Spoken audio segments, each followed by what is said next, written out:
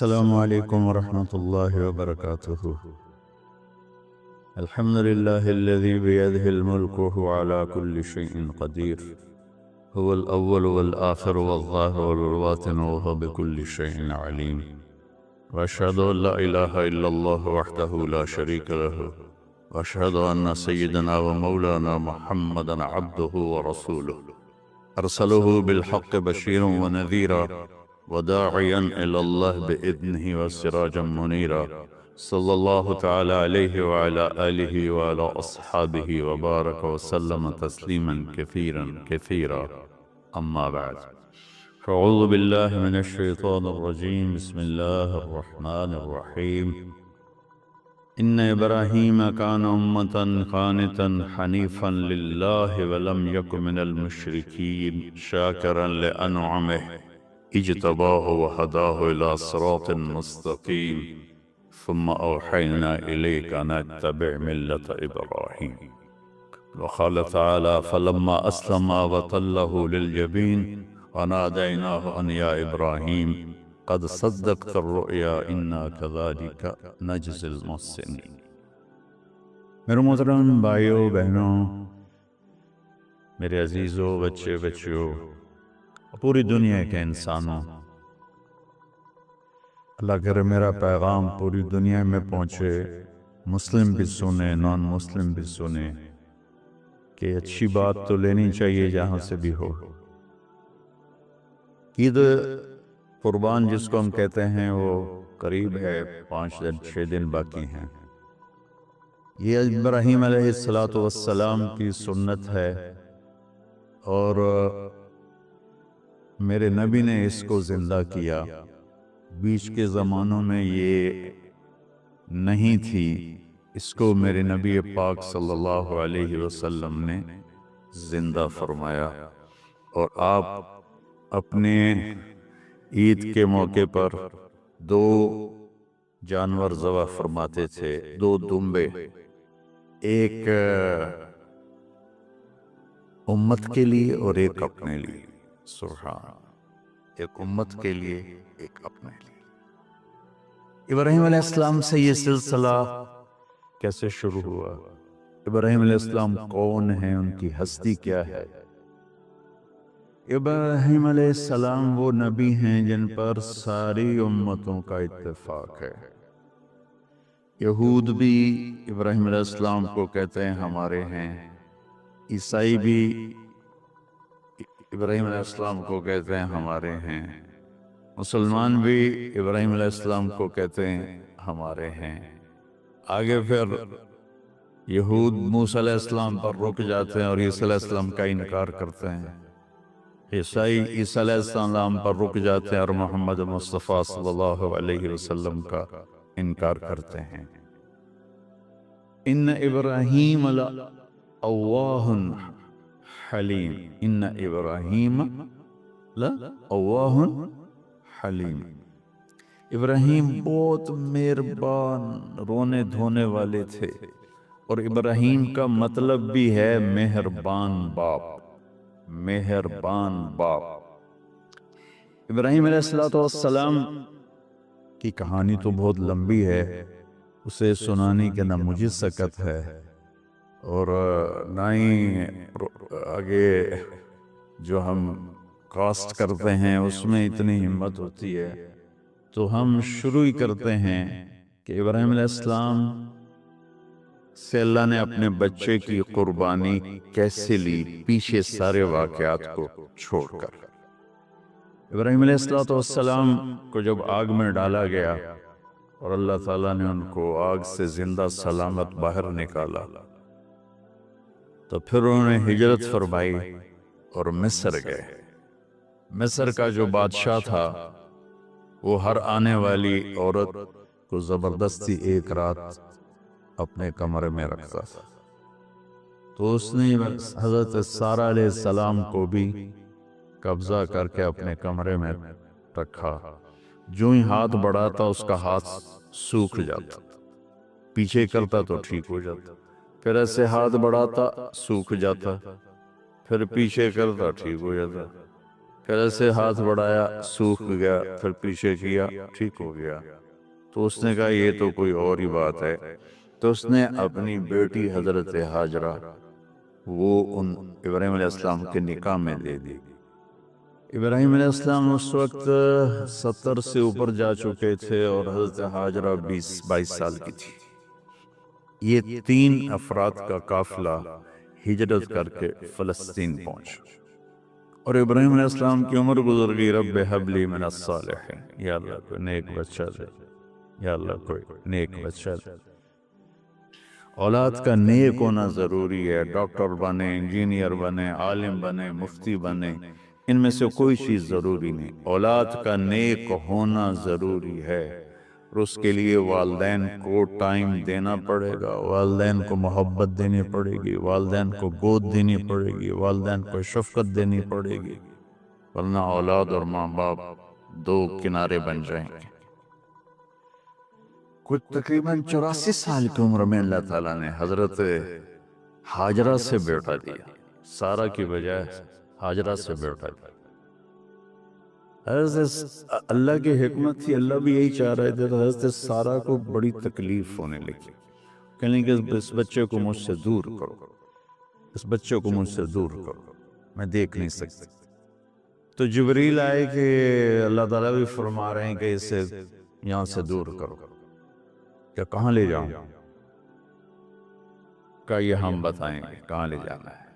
تو جبریل انسانی شکل میں اونٹ پہ سوار ہو کر تشریف لائے، اور پیچھے حضرت ابراہیم علیہ السلام اپنی اونٹنی پر، بچہ بیگم، اور آگے جبریل رہبر کے طور پر۔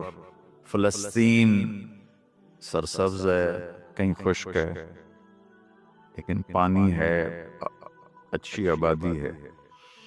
چلتے چلتے چلتے چلتے 1 مہینہ کا سفر کرنے کے بعد جب وہ علاقہ شروع ہوا جہاں کالے پہاڑ، کالے پتھر، کوئی پتہ نہیں سبزے کا اور کوئی نشان نہیں پانی کا، وہاں سے چلتے چلتے چلتے 4 پہاڑوں کے اندر ایک وادی سی آئی۔ جب وہاں پہنچے تو جبریل کہنے لگے اللہ کے نبی یہاں ہاجرہ اور اسماعیل کو چھوڑ دے۔ جب وہ آگ میں جا رہے تھے نا ابراہیم علیہ السلام، تو ایک لفظ نہیں بولے، بنا کہا حسبی اللہ و نعم الوکیل۔ لیکن جب جبریل نے کہا یہاں چھوڑ دیں تو ایک دم بولے یہاں کیسے چھوڑ دوں، یہاں تو کچھ بھی نہیں ہے، یہ کیسے رہیں گے؟ کہ یہ آپ کے رب کی منشا ہے، یہاں اللہ کا گھر بنے گا، یہاں اس بچے کی نسل سے ایک آخری نبی پیدا ہوگا جو پورے عالم کو روشن کرے گا، اب چھوڑ۔ تو وہ وہاں 3 دن رہے، ان کے لیے ایک چھپر سا بنایا لکڑیاں کاٹ کے، یا 2 دن رہے یا 1 دن، یہ تو کوئی تحقیق کوئی نہیں ہے، لیکن ایک چھپر سا ان کو بنا کے دیا، ایسے یعنی اس ایک اوپر وہ لکڑیوں کی چھاؤں کر دی اور نیچے ایسے بانس سے گاڑ دیے اور چل پڑے۔ تو حضرت ہاجرہ فرمانے لگی آپ کہاں جا رہے ہیں؟ اتنا بڑا امتحان تھا کہ جواب نہیں دینا، بس چپ کر کے چلو۔ انہوں نے پھر پوچھا آپ مجھے چھوڑ کے کیوں جا رہے ہیں؟ آگے سے خاموشی۔ چلتے چلتے 3 میل تک وہ اس طرح چلی۔ جب وہ قدئی پہنچی تو اس وقت ان کو خیال آیا یہ اللہ کے نبی ہیں، کہیں ان کو اللہ نے نہ کہا۔ تو ان کا اللہ امرک، کیا آپ کو اللہ نے کہا کہ مجھے چھوڑ دیں؟ کہنے لگے ہاں، یوں کیا۔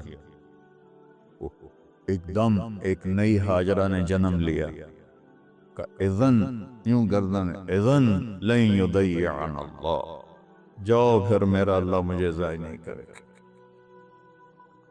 ابراہیم علیہ السلام بوجھل دل کے ساتھ پیدل چل رہے تھے دونوں میاں بیوی، اونٹنی پہ سوار ہوئے، اور وہ اپنے بچے کو گود میں لے کر ایسے کھڑی ان کو دیکھ رہے تھے۔ یہ کوئی مہینے کے لیے نہیں جا رہے تھے، پتہ نہیں ہے کب واپس آئیں۔ اج دے وچھڑے قد ملن گے، جانے رب رحمان، دیکھتی رہیں۔ تو انہیں ایسے پہاڑی کے اوپر چڑھے کہ اونٹ نیچے اتری، تو پھر انہیں منہ موڑا اور واپس اس وادی کی طرف چلی۔ کیا وقت تھا، صبح تھی، شام تھی۔ جو ابراہیم علیہ السلام غائب ہوئے تو ایک دم آپ نے اونٹنی کا منہ موڑا ادھر ہی اور کہا ربنا انی اسکنت من ذریتی بواد غیر ذی زرع ربنا لیقیموا الصلاۃ۔ کیا طرز ہے! آپ اندازہ لگاؤ، ایک آدمی کو 84 سال کی عمر میں بیٹا ملے اور پھر اسے ایسے جنگل بیابان میں چھوڑ دیا جائے، تو ان کے دل پہ کیا بیت رہی ہو؟ اس دعا میں وہ درد ہے جو میرے بھی آنسوں نکل رہا ہے۔ میں کتنی دفعہ قصہ سنا چکا۔ اے اللہ، تیرے ہی کہنے پر تو جو میرا رب ہے، یا اللہ نہیں کہا، اللہم نہیں کہا، ربنا، یا اللہ تو تو مہربان ہے، اس میں بھی کوئی تیری مہربانی ہوگی، تیری محبت ہوگی، تیری شفقت ہوگی۔ انی اسکنت من ذریتی، میں نے چھوڑ دیا اپنی اولاد کو، یا اللہ میں نے وہاں چھوڑا جہاں نہ پتہ ہے، نہ دانا ہے، نہ پانی ہے۔ تو جان اور یہ جانے۔ اس درد بھری دعا نے عرش کو بھی ہلا دیا، اور آپ نے منہ موڑا۔ اس باپ کو سوچو جو ہر قدم پہ اپنے معصوم بچے سے دور ہو رہا ہے، اور اس ماں کو سوچو جو ہر قدم پہ اپنے خامن سے دور ہو رہی ہے۔ ابراہیم کی منزل تو آگے گھر ہے، 2 بیویاں اور ہیں، ادھر تو پتھروں کے ساتھ دوستی ہے۔ جب حاجر، میں ایک دفعہ میں ایسے سوچ میں بیٹھا، میں اتنا رویا۔ میں نے کہا جو وہ ہماری ماں حاجرہ وہاں اکیلی بیٹھی ہو، وہ چاروں طرف اونچے اونچے پہاڑ، اور اندر بیٹھنے والوں کو باہر کا پتہ نہیں، باہر والوں کو اندر کا پتہ نہیں۔ شام ڈھلی ہوگی تو اندھیری رات نے کیا ظلم ڈھایا ہوگا، کالے پہاڑوں کا اندھیرا، اندھیری رات کا اندھیرا۔ تارے بھی حیران ہوں گے، یہ کون بی بی بیٹھی ہوئی ہے؟ ستارے روزانہ ہی نکلتے تھے، لیکن آج وہ ایک نیا تماشا دیکھ رہے ہیں کہ ایک معصوم شہزادی ایک معصوم بچوں کو گود میں لے کے بیٹھی ہے، کون اسے یہاں چھوڑے؟ چاندنی رات ہی تو چاند بھی حیران ہو رہا ہوگا، یہ کیا ہو رہا ہے، یہ کیا ہو رہا ہے، یہ کیا ہو رہا ہے۔ اور وہ تنہا جان آسمان کو دیکھتی ہوگی، اللہ یہ میرے ساتھ کیا ہوگی؟ وہ رات کیسی، پہلی رات کیسی گزری ہوگی حضرت حاجرہ۔ یہ ہمارے تبلیغ والے 3 دن کے لیے جاتے ہیں، بیویاں شور مچا دیتی ہیں، چھوڑ کے جاندے پہ اور چھوڑ کے جاندے پہ۔ اس حاجرہ کو سوچو جس پر اندھیری رات تھی، اور اسے کچھ پتہ نہیں تھا میرے ساتھ کیا ہونے والا ہے۔ جب دن چڑھا تو سورج نے دیکھ کر اس کی آنکھیں پھٹ گئیں کہ یہ کیا ہے۔ وہ تو کسی پہ رحم نہیں کرتا، اس کی آگ نے پتھروں کو تپایا، میری ماں حاجرہ کے چھپر کو تپایا اور تڑپا کے رکھ دیا۔ ایک چھوٹا سی مشکیزہ تھا پانی کا، اس سے گھونٹ گھونٹ پی کے ان کے منہ میں بھی ڈال رہی تھی۔ اس مشکیزے پر 3 دن گزرے، پانی ختم ہو۔ ہم 92 کے حج میں پھنس گئے۔ مزدلفہ سے پہلے تو ہماری بس میں پانی کوئی نہیں، جو اس وقت ہمارا حال ہو، ہمیں پتا تھا 2-4 گھنٹے کے بعد پانی ہے، لیکن جو اس وقت بچے بھی تھے چیخ و پکار تھے۔ ہاجرہ کی چیخیں کون سن رہا تھا؟ اور ادھر اسماعیل کی دھاڑ دھاڑ شروع ہو گئی، پیاس کی وجہ سے، بھوک کی وجہ سے۔ بے بس ماں دیکھ رہی ہے، میں کیا کروں؟ میں قطر میں تھا جماعت میں، تو مجھے یہاں کندھے میں درد ہوا، میں ہاسپٹل گیا، ایمرجنسی سے انہوں لے کر گئے۔ ایک بچہ تڑپ رہا تھا اس میں، جو ہاسپٹل کا بیڈ ہوتا ہے چھوٹا سا، اس کی ماں ٹیک لگا کر نا اس کو یوں دیکھ رہی تھی۔ مجھے نہیں پتا وہ کون، مجھے نہیں پتا اس بچے کو کیا ہے، لیکن آپ یقین مانے یہ جو میرے آنسو ہیں اس عورت کی وجہ سے، کہ جس خاموش ساز خاموش فریاد سے معمور ہے، نالہ اگر لب پہ آتا ہے تو مجبور ہیں ہم۔ جس طرح وہ ماں ساز خاموش تھی اور اس کے چہرے پر درد پکار رہا تھا، میں صرف ایسے گزرتے گزرتے اس کو دیکھا اور میں آج رو رہا ہوں 15 سال کا قصہ یاد کر۔ تو ہاجرہ کے چہرے کو کون پڑھنے والا تھا؟ کون سی ایمرجنسی وارڈ میں بیٹھی تھی؟ کون اس کے لیے کہہ رہا تھا میں پانی لاتا ہوں، کھانا لاتا ہوں؟ موت تھی دونوں ماں بیٹے۔ تو یہ بے قراری میں صفا مروہ کی دوڑ لگائی، انہیں پتا تھا کچھ نہیں، انہیں معلوم تھا کچھ نہیں ہے، لیکن وہ اس کو تڑپتے دیکھ نہیں پا رہے۔ وہ بھاگیں، صفا پہ چڑھی، ادھر دیکھ ادھر دیکھ، ابھا دیکھا لمحہ دیکھا، ڈٹھی دل کو دیوان ٹیکا، سجن ملسم کے مر پوسا۔ یہ ہماری سرائکی کا شاعری ہے۔ مشرق دیکھتے ہوں، مغرب دیکھتے ہوں، دائیں بائیں دیکھتے ہوں، کوئی ہے میری فریاد سننے والا۔ یہ حالت تھی اس وقت ام اسماعیل کی۔ نیچے اتریں جہاں وہ ٹیوب لائٹس آتی ہیں، وہاں وہ نیچے ہو گئے اور بچہ غائب ہو گیا، تو دوڑ لگا تھا۔ مصر کی شہزادی اور مکے کے نوکدار پتھروں کے اوپر دوڑ رہی تھی۔ جب بچہ نظر آیا پھر آہستہ پھر مروہ پہ چڑھے، پھر صفا پہ چڑھے، پھر مروہ پہ چڑھے، پھر صفا۔ مجھے لگتا ہے صفا مروہ بھی رو رہے ہوں گے اور مکے کے پہاڑ بھی رو رہے ہوں گے،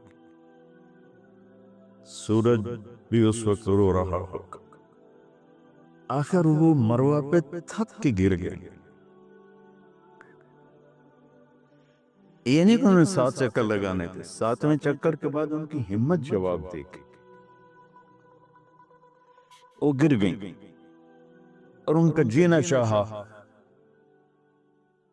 کہ میں بچے کو اپنے سامنے مرتا دیکھوں، اس لیے وہیں گر گئیں کہ میں اتھے مر جاؤں وہ اتھے مر جاؤں۔ پھر ایسے حسرت بھری نظروں سے یوں دیکھا، مر گئے کہ نہیں؟ تو وہاں ایک آدمی کھڑا تھا، پھر مردہ جسم میں پھر جان آ گئی۔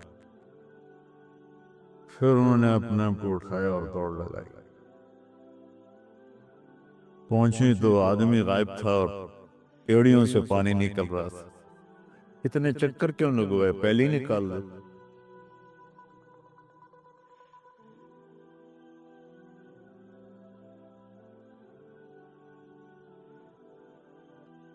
عاشق ہوں میں عشق کموں میں، دل رکھیں وانگ پہاڑاں ہو، سہ صدیاں ہزار غلامیں، कर जाने बाग बहारां हो मंसूर जय चुक सूली दिते जड़े वाकिफ कुल इसरारां हो सजदियों सिर चाई न बाहू तोड़े काफिर कहें हजारां हो आशिक सोई हकीकी जड़ा कतल माशूक दे मन्ने सिर नु जोड़े ते मुख न मोड़े भवें सौ तलवारां खन्ने सच्चा इश्क हुसैन अली दबाहू सिर दिते ते राज न बन।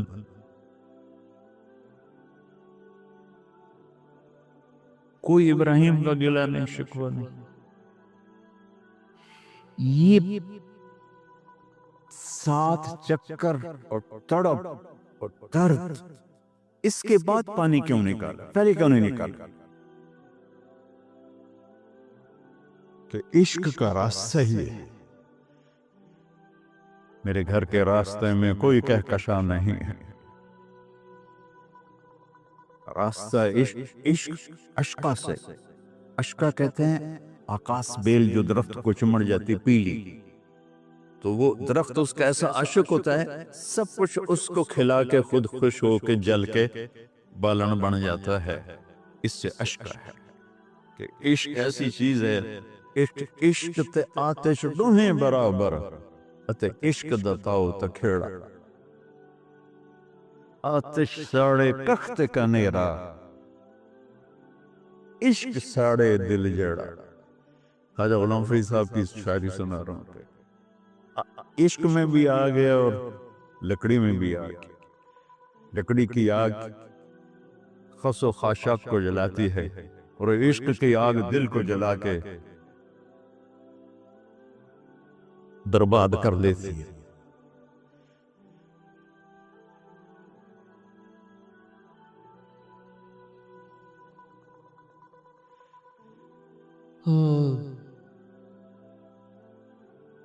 ये दुनिया मेरे भाई बहनों इम्तिहान की जगह है। हम इसे जन्नत बनाना चाहते हैं, हम यहाँ अपनी मर्जियां पूरी करना चाहते हैं। अल्लाह की कसम, अल्लाह की कसम, अल्लाह की कसम, जिसने अपनी मर्जी पे चलना शुरू किया वो तबाह हो गया। जो अल्लाह रसूल की गुलामी के दायरे में आया वो कामयाब हो गया। देखा तो पानी उबल रहा है, उबल रहा है, उबल रहा है, फव्वारे मार रहा है। तो उस वक्त अबरानी लैंग्वेज थी, तो उनका जमजम जमजम, ठहर जा ठहर जा ठहर जा। वो नीचे जोर में, अल्लाह को भी यही मंजूर था, नीचे जोर। मेरे नबी ने फरमाया अगर मेरी माँ जमजम ने कहती तो पूरे अरब को ये पानी सैराब कर देते। और आप हैरान होंगे, आजकल तो बहुत ज्यादा एडवांस है साइंस।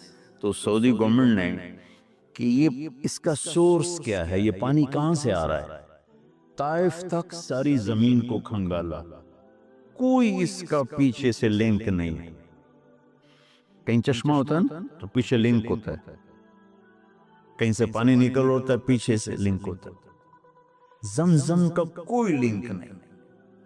जो ही मोटर चलाते हैं तो 8-9 झरने हैं, सुराख, वहां से पानी उबल उबल के आना शुरू हो जाता है। और जो ही मोटर बंद करते हैं तो झरनों का पानी बंद हो जाता है। उसमें ना मच्छर है, ना उसमें कोई कीड़ा है, ना कोई मकोड़ा है, पाक साफ पानी, जमजम जमजम।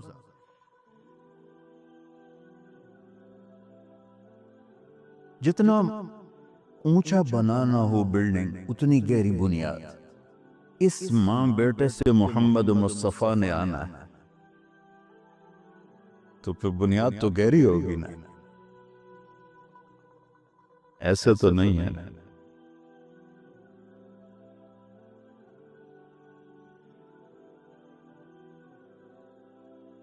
तो चूंकि मोहम्मद मुस्तफ़ा सल्लल्लाहु अलैहि वसल्लम को इस बच्चे और इस माँ से अल्लाह ने वजूद देना, पीछे इब्राहिम वालिद देना। इब्राहिम अलैहिस्सलाम की नस्ल में 4000 अंबिया आए, बनु इसराइल में 4000, और हजरत इस्माइल अलैहिस्सलाम का एक ही जो 1.25 लाख पे भारी नहीं है, बल्कि कुल कायनात पे भारी है अल्लाह के बाद। तो इसलिए पिसाई हुई ये जो बनाते हैं अपनी बॉडीज, अपनी कितनी पिसाई करते हैं, वजन उठाओ, तोड़ो, وہ کیا کیا اپنے آپ کو مشقت میں ڈالتے ہیں، تب جا کے وزن وہ نکھر کے آتے ہیں۔ یہاں کوئی آبادی نہیں تھی، یمن سے لوگ جاتے تھے شام تجارت کے لیے،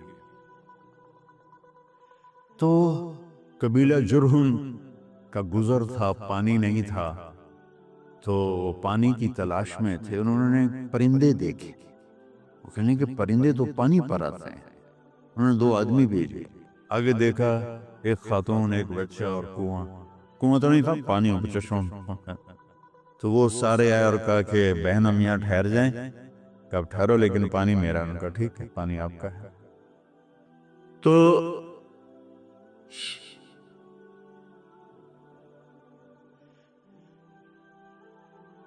ایک سال کے بعد اجازت ملی، جاؤ مل کے آؤ۔ مل کے آئے۔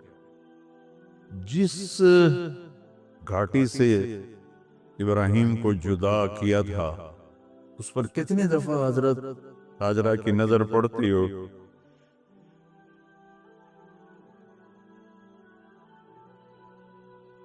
اگر آپ اس کو فیل کریں تو یہ قصہ بیان ہی نہیں ہو سکتا، بس رونا ہی پڑے گا۔ اور خاص طور پر آج کے دور میں جب کوئی اللہ کو کی ماننے کے لیے تیار ہی نہیں ہے، کوئی جہنم سے ڈرنے کے لیے تیار نہیں، کوئی جنت کی طلبگار نہیں۔ 1 سال کے بعد اونٹنی کا سر نظر آیا تو دل اچھل کے آسمان کو جا لگا کہ میری آنکھوں کی ٹھنڈک آ گئی، میرے سر کا سایہ آ گیا، میرے بیٹے کی چھاؤں آیا۔ اونٹنی مٹھائی کہاں تشریف لائی؟ کہنے کے اترنے کا حکم نہیں ہے، صرف ملاقات۔ نہ آتے صبر آیا ہوا تھا، صبر توڑ کے پھر جا رہے ہیں۔ اف نہیں کی آہ نہ کر لبوں کو سی، زخم پہ زخم کھا کے جی، اپنے جگر کا لہو پی، آہ نہ کر لبوں کو سی، عشق ہے دل لگی نہیں، سینے پہ تیر کھائے جا، آگے قدم بڑھائے جا، یعنی زبان حال سے کہہ دے اس کے ہاں ستائے جا۔ کوئی شکوہ گلہ نہیں ہے، یہ کیا ملنا ہے، نہ آتے وہیں بیٹھے رہتے۔ چلیں گے، اچھا بچہ گود میں دے دو، سینے سے لگا پیار کی، بہتے آنسو بچے کے رخسار پہ گرے، بچوں کو پتہ نہیں کون۔ کہنے لگی اجازت ہے آپ کا سر دھو دوں، منہ دھو دوں، پاؤں دھو دوں، ہاتھ دھو دوں، یہ پانی پاک ملا ہے۔ ٹھیک ہے، باکس۔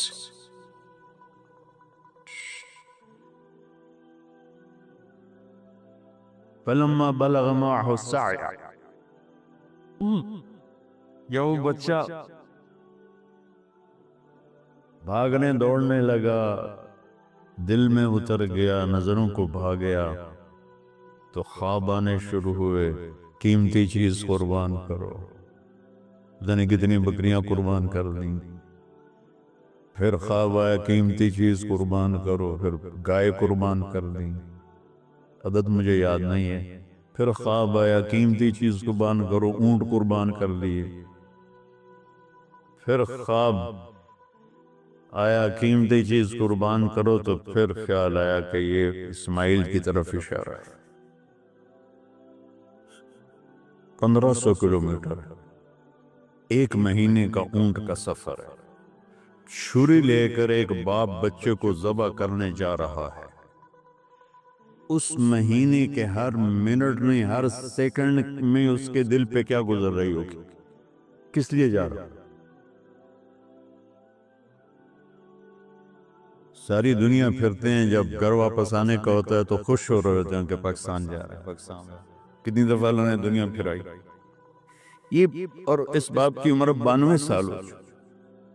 92 سال مولانا صاحب، اس کی اونٹنی کہ قدم کے ساتھ نہیں، ہر سیکنڈ کے ہر کروڑویں حصے میں ابراہیم کا دل پھٹتا ہوگا کہ اس معصوم بچے کو ذبح کیسے کرو۔ اللہ کی مان کے دکھا دی۔ اللہ نے تو ہمیں دین ہی آسان دیا ہے، ہم سے تو نہیں بچوں کی قربانی مانگی۔ ابو بکر صدیق رضی اللہ تعالیٰ نے فرمایا تھا یا رسول اللہ، ایک آیت ہے جس میں کا مفہوم یہی ہے، اگر اللہ ہمیں کہتا نا بچے قربان کرو، ہم بھی چھریاں چلا دیں۔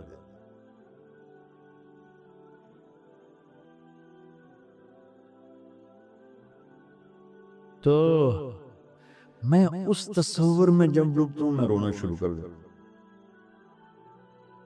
آسم کا بازو ٹوٹا، 6 سال کا تھا،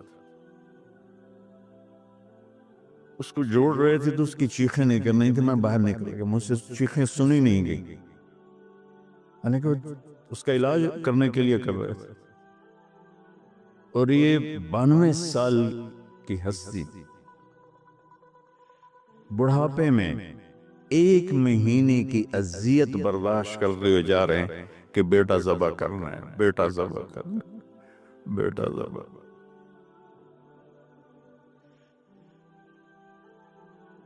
تو وہاں پہنچے تو اب اسماعیل نے جانا ہے کہ یہ ہیں میرے ابا۔ وہ کیسے لپٹے ہوں گے، کیسے چوما ہوگا، کیسے پیار کیا ہوگا، یہ بیوی کا آپس میں۔ مجھے نہیں پتا کہ کتنے عرصے بعد انہوں نے ایک قدم اٹھایا، لیکن کہا کہ بچوں کو تیار کرو، میں اس کو سیر کرانے لے جا رہا ہوں۔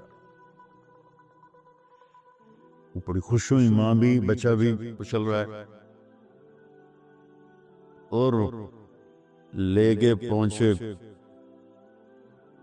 جمرہ کبریٰ پر، جو شیطان کو 3 جگہ مارتے ہیں، تو آخری جگہ وہاں اس وقت ایک تنگ سی جگہ تھی پہاڑوں میں گھری ہوئی، وہاں پہنچے تو کہتے ہیں یا بنی انی، کوئی شک شبہ والی بات نہیں ہے، ارا فی المنام انی اذبح، میں نے تمہیں ذبح کرنا ہی ہے، انی میں نے تمہیں ذبح کرنا ہے، فانظر ماذا ترى، تیری رائے کیا ہے؟ قربان یا اس ماں پہ اس نے 7-8 سال کے بچوں کو کیا ترتیب، کیا تربیت دی۔ یا ابت فعل ما تؤمر،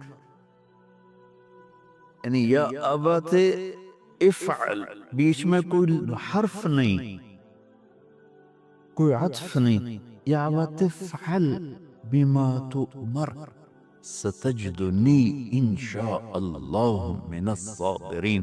اس عمر میں اپنی قربانی کو اللہ کے ساتھ جوڑا، ابا کرو۔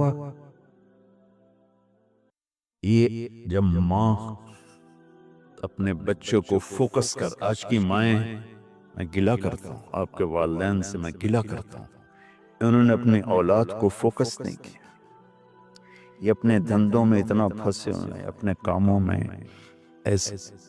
اس بدبخت یہ کیا فون ہے، کیا کہتے ہیں اس کو، سمارٹ فون، سیمسانگ موبائل، اس میں اتنا گم ہو گئے ہیں کہ بچے اگنور ہو گئے ہیں۔ 3 سال کا بچہ سکول جا رہا ہے، اسے ماں کی گود چاہیے، اسے سکول بھیج رہے ہیں، وہاں میرے بچے کو ڈسلیکسیا تھا، اس کو عاصم کو اس کو پڑھنا نہیں آتا تھا، ایک بیماری ہے، تو اس کی ٹیچریں مار مار مار اس کا حشر کر رہے تھے، میرا بچہ برباد کر دیا انہوں نے۔ وہ 6 سال کی عمر میں ڈپریشن کا شکار ہو۔ میں ماں سے کہتا ہوں بچوں کو ٹائم دو، تمہارا سرمایہ تمہاری اولاد ہے، اور اولاد ڈگری سے عزت نہیں ملتی، اولاد تمہاری نیک ہوگی تو وہ بلند بخت ہوں گی، عزت پائیں گی۔ پاکستان کو پڑھے لکھوں نے لوٹا ہے، ان پڑھوں نے نہیں لوٹا۔ ابا جی، بابا جی، آپ کریں نا، دیر کیوں کر رہے؟ ستجدنی انشاء اللہ من الصابرین، آپ دیکھیں گے میں آپ کی آزمائش پہ پورا اتروں گا اور اللہ کی آزمائش پر بھی پورا اتروں گا۔ پھر معصوم ذہن ادھر چلا گیا ماں کی طرف، کہنے لگے ہاں یہ بات ہے کہ میری ماں کو بڑی تکلیف ہوگی، تو اس لیے نا اپنا کرتا اتارا۔ بابا جی یہ کرتا آپ میری ماں کو دے دیں، وہ جب مجھے یاد کرے گی میرا کرتا دیکھ لے، اور آپ نے مجھے یہیں دفن کرنا ہے، ادھر نہیں لے جانا، اور آپ بھی احتیاط کریں مجھے الٹا الٹا تلہ للجبین، میرا سر زمین پہ لگا ہے، گردن نہیں، تاکہ آپ کو تکلیف نہ ہو مجھے دیکھ کر۔ اب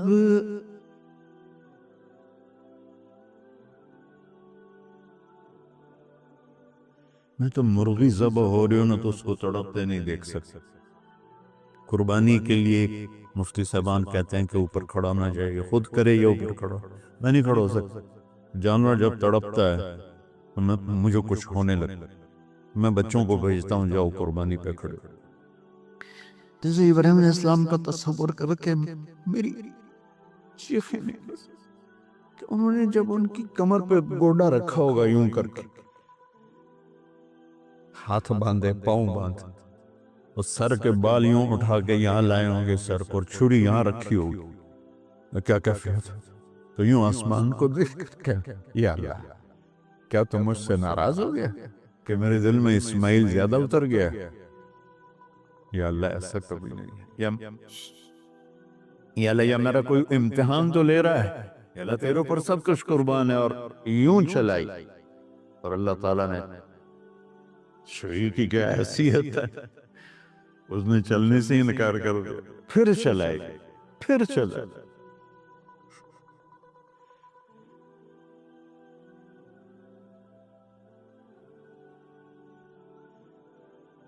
بس کتابوں میں ہے تو صحیح، لیکن روایت کی کتنی حیثیت ہے وہ تو مجھے نہیں پتا، لیکن چونکہ یہ ایک تاریخی چیز ہے کہی جا سکتی ہے۔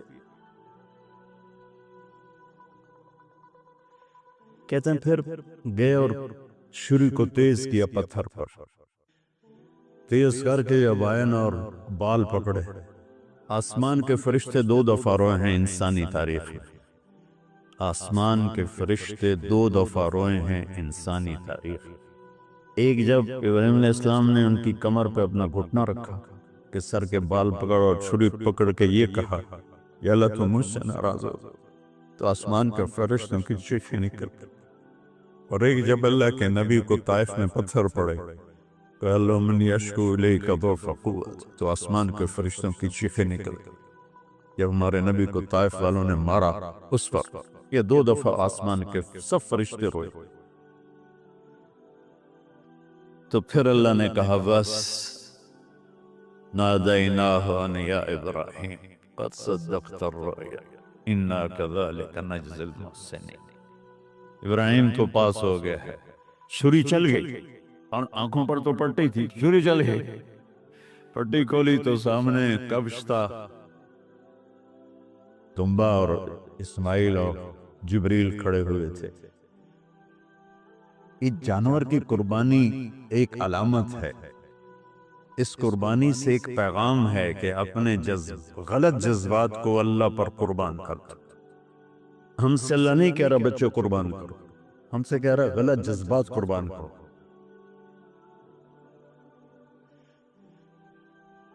ہم سے اللہ کہہ رہا ہے اپنے جذبات کو دبا دو جو تمہیں اللہ اس کے رسول سے دور کرتے ہیں، ان پر چھری چلاؤ۔ جو اللہ اس کا محبوب کہتا ہے ان کو کرنے کے لیے بھی اپنے جذبات پہ چھری چلاؤ۔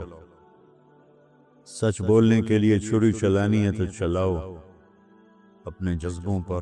اب اس کو پھیلا ساری شریعت میں اللہ نے جو احل حلالا، جو اس نے کہا ہے یہ کرنا ہے، اس کے لیے اپنے جذبات قربان کر دو۔ وحرم حراما، اور جو کہتا ہے نہیں کرنا اس کو چھوڑنے کے لیے اپنے جذبات قربان کر دو۔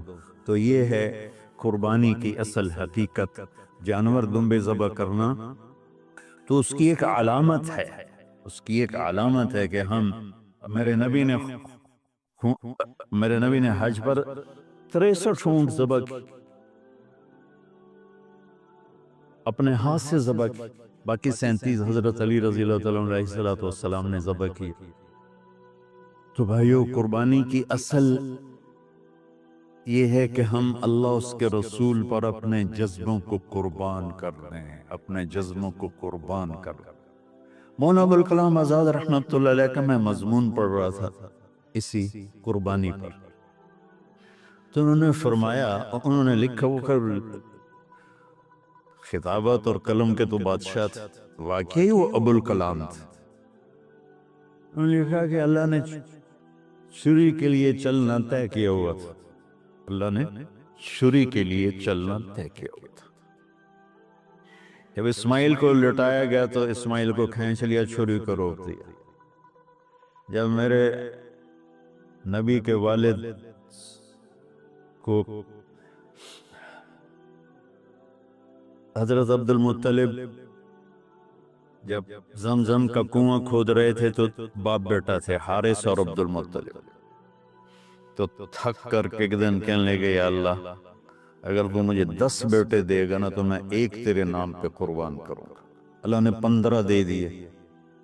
جو سارے جوان ہو گئے ان کو اکٹھا کیا، بچوں میں نے تو منت مانی تھی، تو انہوں نے کہا ابا جان آپ جس پہ ہاتھ رکھیں گے ہم تیار، کیا اطاعت ہے۔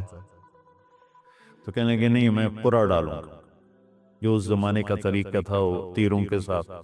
تو حضرت عبداللہ کا پورا نکل آیا، حضرت عبداللہ سب سے زیادہ محبوب، تو انہوں نے ہاتھ پکڑا، چھرا اٹھایا۔ عمر بن عاص رضی اللہ عنہ کے والد عاص بن وائل ایک بہت بڑا کام کر گئے، وہ سامنے آگے کھڑا ہو گیا، کہنے لگا یہ کام نہیں ہوگا۔ انہوں نے کہا یہ سردار کا بول ہے، کہا آگے بھی سردار کھڑا ہوا ہے، میں یہ ظلم نہیں ہونے دوں گا۔ سارے مکے والے اس کے ساتھ ہو، عبد المطلب اکیلے رہے۔ انہوں نے کہا وہ جو ہے نا قطبہ کاہنہ نجران میں، وہ جو فیصلہ کرے گی یا عثفان میں وہ مانوں گا۔ کہا چلو۔ تو عثفان یا نجران گئے قریش مکہ کے سردار، تو اس کاہنہ نے، کاہنہ عورت جیسے آج اس زمانے کی جج ہوتی تھی، مرد بھی عورت، اس نے کہا کہ تم لوگ قتل کا معاوضہ کیا لیتے ہو؟ کہ 10 اونٹ۔ کہ اچھا ایسا کرو، ایک تیر پہ لکھو عبداللہ اور ایک پہ لکھو 10 اونٹ اور قرعہ ڈالو۔ اگر اونٹوں کا قرعہ نکل آئے تو جتنے اونٹ لکھے ہیں وہ ذبح کر کے عبداللہ کو چھوڑ دو، اور اگر عبداللہ کا نام نکلے تو ہر دفعہ 10 اونٹ بڑھا دو۔ تو وہ سارے بڑے خوش ہو گئے۔ تو عبد المطلب نے احتیاطاً 100 اونٹ پہلے کھڑے کر لیے صفا کے ساتھ، اور حرم شریف میں اکٹھے ہو گئے، اور وہ جو تیروں سے کرتے تھے تو الانصاب غالباً اس کو کہتے ہیں، ایسا ہی ہے نا؟ ہاں۔ تو وہ 10 اونٹ عبداللہ، اس نے جو پورا اندازے میں ارمانے جو پھینکا تو نکلا عبداللہ۔ تو وہ 10 اونٹ اس نے پہلے الگ کھڑے کیے تھے تو 20 کر دیے، پھر قرعہ ڈالا تو عبداللہ، پھر 10 اور کر کے 30 کر دی، پھر قرعہ ڈالا تو عبداللہ، پھر 10 اور کیے تو 40 ہو گئے، پھر قرعہ ڈالا تو عبداللہ تو 50 ہو گئے، پھر قرعہ ڈالا تو عبداللہ تو 60 ہو گئے۔ مکے والوں کی آنکھیں پھٹنے لگی، پسینے آنے لگے۔ پھر قرعہ ڈالا عبداللہ تو 70 ہو گئے، 80 ہو گئے، 90 جب ہوئے تو سب کی آنکھیں باہر نکل آئیں کہ اب پیچھے تو اونٹ ہی ختم ہو گئے۔ تو پھر قرعہ ڈالا 100 پر تو نکلا 100 اونٹ، تو سب نے نعرے لگائے۔ تو عبد المطلب کہنے لگے نہیں میں ایک دفعہ اور کروں گا، کیا تو پھر 100 اونٹ، پھر سب نے نعرے لگائے کہ نہیں میں ایک دفعہ اور کروں گا، پھر کیا تو 100 اونٹ۔ تو پھر عبد المطلب نے حضرت عبداللہ کو آزاد کیا، 100 اونٹ خود ذبح کیے۔ تو ابوالکلام آزاد رحمۃ اللہ علیہ فرماتے ہیں دوسری دفعہ وہ چھری چلنے لگی حضرت عبداللہ پر۔ ایک واقعہ بھی اس کے ساتھ عجیب ہے۔ آپ بازار میں جا رہے تھے حضرت عبداللہ، تو سامنے سے ایک نا پہلی کتابوں کی عالم عورت آ گئی، اس نے اسے دیکھا تو کہا عبداللہ تیری جان بچانے پہ 100 اونٹ ڈگے تھے نہ کہا کہ ایک رات میرے ساتھ گزار لے 100 اونٹ میں دوں گا. تو اس نے نور نبوت دیکھا یہاں. تو آپ نے کہا نہیں میں عزت دار ہوں، میں یہ کام تو نہیں کر سکتا. تو پھر فرمایا کہ اللہ نے اسماعیل کو نکالا، عبداللہ کو نکالا، لیکن شروع نے چلنا تھا. جب حسین کی باری آئی تو اللہ نے شروع کو کہا چلو، اور وہ کاٹتے چلی گئی گاجر مولی کی. میرے نبی کی ساری نسل زباب کی. کتنا کہا اذکرکم فی اہل بیت، اذکرکم فی اہل بیت، اذکرکم فی اہل بیت. صرف 60 سال بعد امت نے 82 سمیت 72 انسان ذبح کرتے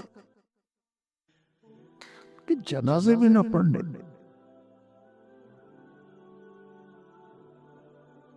اقبال نے کہا تھا نا قتل حسین اصل میں مرگ یزید ہے، اسلام زندہ ہوتا ہے ہر کربلا کے بعد.